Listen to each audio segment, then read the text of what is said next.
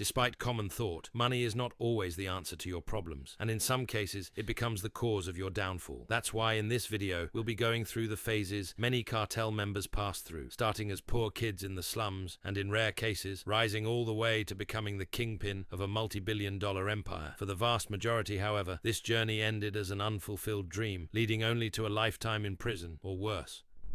We'll be looking at real-life examples of these so-called rags-to-riches stories, even though most never made it past phase 2 or 3, and even when they did, they rarely lived long enough to enjoy their wealth.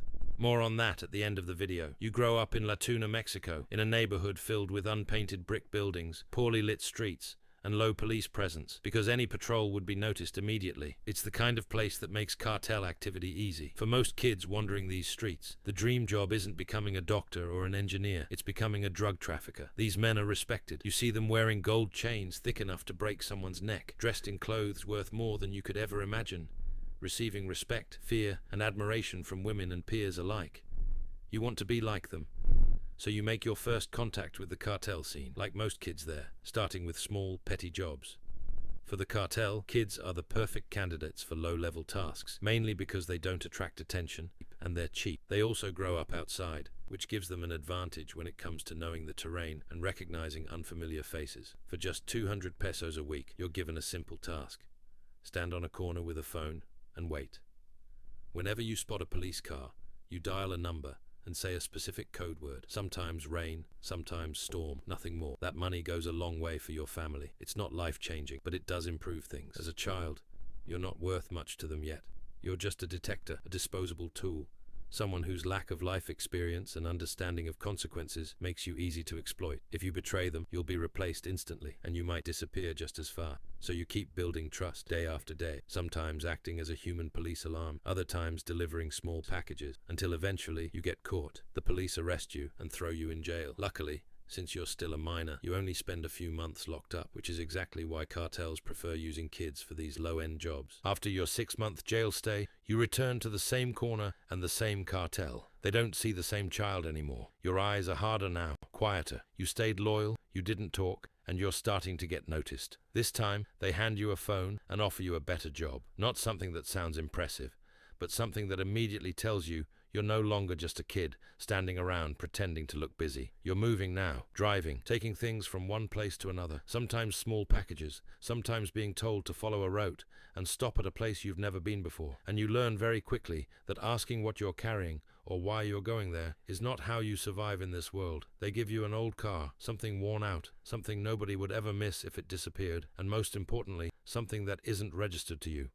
You're handed a direction scribbled on a piece of paper, a time you're supposed to arrive, and a warning that if you don't make it, there is no second chance. There is product hidden somewhere in the car, maybe in the tank, maybe under the seats, maybe somewhere you don't even know exists yet. And even though it isn't yours, even though you didn't produce it, didn't sell it, didn't order it, you're the one who goes to prison if something goes wrong. The money is better now, a lot better than standing on a corner for a few pesos a week. And when you're young, and you've never seen that much cash together before, it feels like you're finally winning. Like all the risk was worth it. Like this is what moving up actually looks like. You start dressing better, helping more at home. People in the neighborhood start treating you differently. Not with full respect yet, but with curiosity. With that look that says, they know you're involved in something, and they're not sure if they should admire it or fear it. Most people don't get past this part. Some get stopped at a random checkpoint, and that's it. 20 or 30 years gone in a second. Others think they're smarter than the system and try to take a little for themselves, just enough to sell on the side, just enough to feel like they finally have control, and those are the ones that disappear the fastest. Everyone hears about it, nobody ever talks about it openly, but the lesson is clear, and it only has to be learned once. You spend hours driving on secondary roads, sweating through your shirt every time you see military trucks in the distance, rehearsing answers in your head, learning how to look calm when everything in your body is telling you to run. You realize that no matter how scared you are, no matter how real the danger feels to you, the people above you are completely relaxed. If you fail, someone else will take the same car, the same route, the same risk tomorrow. If you survive long enough, if you don't talk when you're pressured, if you don't panic and you don't steal, they start trusting you. Not because they like you, but because you've proven you can be used. And that's when things change again. Now you're no longer valuable just for moving things quietly. You're valuable for what you're willing to do when someone doesn't cooperate. You're older, harder. You've already seen prison from the inside, or at least brushed against it, and they know you understand the consequences. They take you somewhere isolated, far from the city, and they put a weapon in your hands. Just repetition, shooting again and again, until the sound stops making you flinch and the recoil feels normal. Your job isn't about drugs anymore. It's about control. You show up when someone doesn't pay, when a business starts complaining, when someone thinks they can ignore the rules. Sometimes it's broken windows, sometimes it's a burned car, sometimes it's a message left on a wall, and most of the time that's enough. Killing someone costs money, attention, investigations. Fear is cheaper and it lasts longer. You get paid more now, but the risk grows faster than the money ever could. Other groups want the same territory. Police start remembering faces. Your family notices that you're never really present anymore, never relaxed, never sleeping. Your mother tells you to leave, to cross the border, to start over while you still can. But by now, you already know that leaving doesn't mean quitting, it means betraying. Phase 4. Territorial management and local control. After years proving loyalty, surviving countless runs, checkpoints, near misses, and executions of others, you may be trusted with control over a small town or a city district. You're no longer in the field every day. You're no longer the enforcer showing up for a single client. Now you coordinate, manage, and collect. Your job becomes administrative and strategic, and violence is no longer random or impulsive. It is precise, used as a tool to maintain order, to enforce compliance, to make sure everyone pays their dues without creating unnecessary attention. You oversee small businesses, markets, gas stations, local commerce, and everyone knows you're in charge. Merchants who refuse to pay are punished, but always deliberately. They burn a stall, they destroy stock, they leave a message, they demonstrate consequences without destabilizing the rest of the operation. Every bullet costs money, every act of attention draws authorities, and you learn to calculate risk in months and years, not minutes. You coordinate lower-level enforcers, organize distribution, solve problems, negotiate quietly with officials who are either scared or aware that resistance is pointless, and you start living a life that looks wealthy on the surface. A 2-story house, a truck, money in hand, women in different neighborhoods, but you sleep lightly, always alert, always aware that one slip, one bad month, and everything is gone, replaced, or killed. Phase 5. Regional coordination and strategic oversight. Reaching this phase isn't about being the most violent or the most feared. It's about being reliable for long enough that people above you start trusting you with problems instead of tasks. By now you've survived years of enforcement work without panicking, without talking, without making decisions driven by ego. And most importantly, you've shown that you understand when not to use violence. You've proven you can generate money consistently, keep territories quiet, and handle pressure when things go wrong without bringing attention down on the organization. You start overseeing multiple plazas instead of just one, coordinating routes, payments, and enforcement across entire regions, making sure product flows without interruption and that local leaders don't step out of line. You stop being paid for muscle and start being paid for judgment. You're the one resolving disputes between plaza bosses, deciding who gets replaced and who gets one more chance, calculating losses versus consequences. You don't move product yourself anymore, because that would be unnecessary risk. Others do that now. If one gets caught, it doesn't reach you. At this stage, the danger doesn't come from the street anymore. It comes from above and beside you. Rival groups want your routes. Your own organization is watching your numbers closely. A single bad month, a single mismanaged conflict, and you can be removed quietly.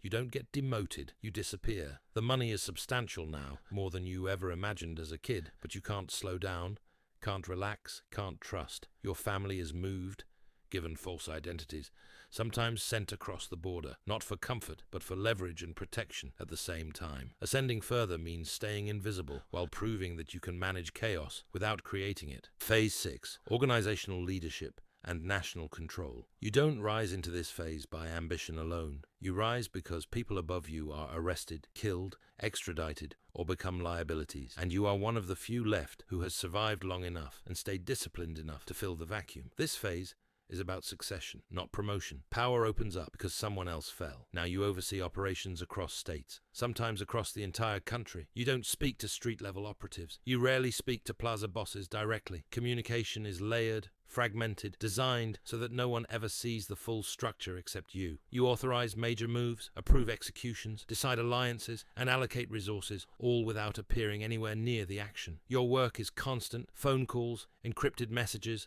financial flows, bribes distributed strategically to police, military, and politicians. The money at this level is enormous, hundreds of thousands or millions a month, but it's almost entirely theoretical. You can't buy luxury cars, can't live openly, can't draw attention. Everything is laundered, hidden, invested through fronts. You move constantly, never staying in one place too long, destroying phones weekly, trusting almost no one. Friends from childhood are liabilities now. Even family is kept at a distance. You ascend not because you are powerful, but because you are cautious, paranoid, and willing to sacrifice every normal aspect of life to keep control. Phase 7. Ultimate authority and long-term strategic command. Reaching this final phase is less about climbing and more about outlasting everyone else. You don't become the top figure because you planned it. You become it because wars happened, leadership collapsed, and you survived while others didn't. You are now the central authority, the final decision maker, the person whose approval or disapproval determines the movement of money, weapons, territory, and people across entire regions or countries. Your life is no longer public in any sense. You live in remote locations, fortified ranches or underground bunkers, changing positions on strict schedules, avoiding technology, relying on handwritten messages and trusted couriers. You use body doubles, alter your appearance, burn vehicles after use, and never repeat patterns. You command private armies made up of former soldiers, police, mercenaries, all loyal as long as the money flows and fear remains intact. You control billions in revenue, yet you cannot enjoy it. You cannot attend weddings, funerals, hospitals, or airports. You cannot walk freely, cannot trust openly, cannot rest. Your family lives under false identities, sometimes believing a version of you that no longer exists. Every day is survival, not living. The organization you control is immense, efficient, and ruthless, but it is also fragile, dependent on your constant presence and decision-making.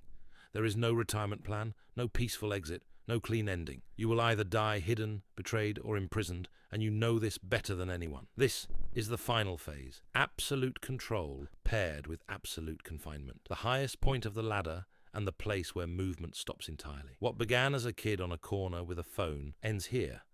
Not with freedom or satisfaction, but with isolation, paranoia, and the understanding that the empire you built is also the cage you'll never leave.